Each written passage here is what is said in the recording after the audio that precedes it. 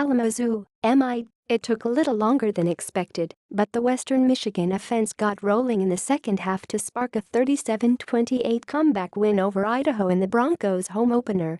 After compiling 23 wins in his playing career at WMU, Tim Lester picked up his first win as the Broncos head coach as the team improved to 1-2 on the young season. Find out how WMU erased a 9-point deficit in front of more than 25,000 fans at Waldo Stadium. Western Michigan highlights: after tallying 146 yards and 2 interceptions through the Broncos' first 2 games, Jon Wassink emerged as a leader on offense against Idaho.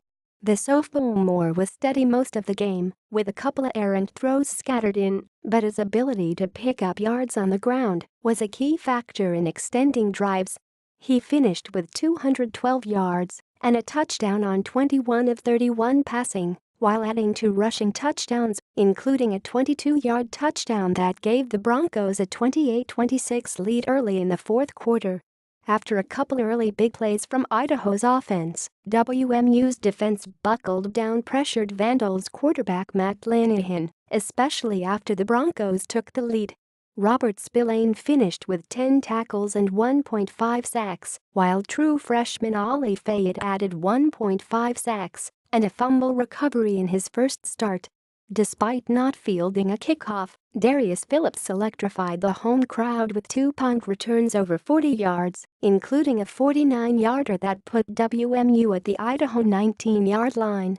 Idaho highlights: Idaho quarterback Matt Linehan picked WMU's defense apart when he had time to throw, and he finished 229 yards and 3 touchdowns to go along with a 7-yard rushing score. Alfonso Anunwar was Linehan's top target, reeling in 4 catches for 93 yards, including a 39-yard touchdown grab that gave the Vandals a 28-19 lead late in the third quarter. An injury hobbled running back Aaron Duckworth in the second half, but he returned to the game to finish with 13 carries for 97 yards and 2 catches for 60 yards. The senior's 60-yard catch on a wide-open wheel route set up Idaho's first touchdown, and his 74-yard run early in the second quarter allowed the Vandals to take a 14-3 lead. Final: Western Michigan 37, Idaho 28. Wassink picked and plowed his way for a 22-yard touchdown, a career long for the sophomore.